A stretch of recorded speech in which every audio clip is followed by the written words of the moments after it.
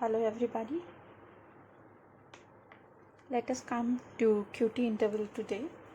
In QT interval, as we know, it is measured from the beginning of Q wave to the end of T wave. It represents the duration of ventricular systole. Normal duration of QT interval is normally around 0.44 second. It does not exceed 0.44 second.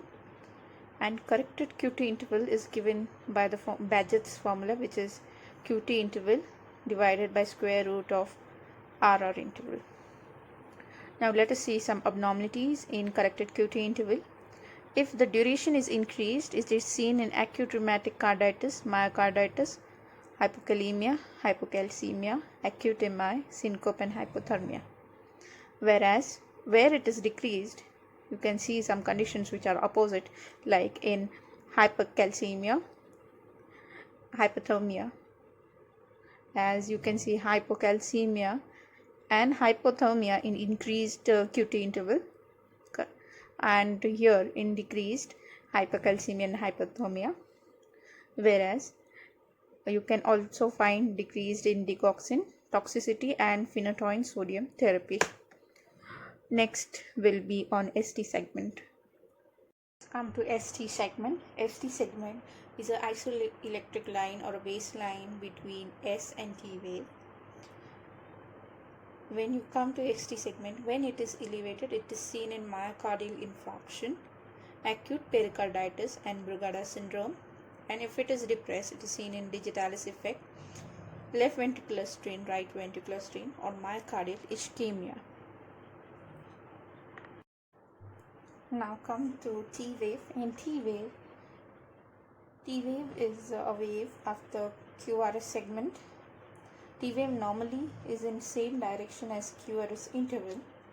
It is upright in all leads except in lead AVR and V1. It is caused by ventricular repolarization. Let us see T wave abnormalities. If the T wave is inverted, it is seen in myocardial ischemia, digoxin toxicity. If the T wave is tall, it is seen in posterior wall myocardial infarction, in leads V1 and V2 especially, and in hyperkalemia, an acute subendocardial ischemia or infarction. If T wave is seen flat, it may be seen in thick chest wall individuals, emphysema, pericardial effusion, hyperventilation and anxiety state. Next will be U wave. Let's come to U wave. Normally U wave is absent, but it may be present.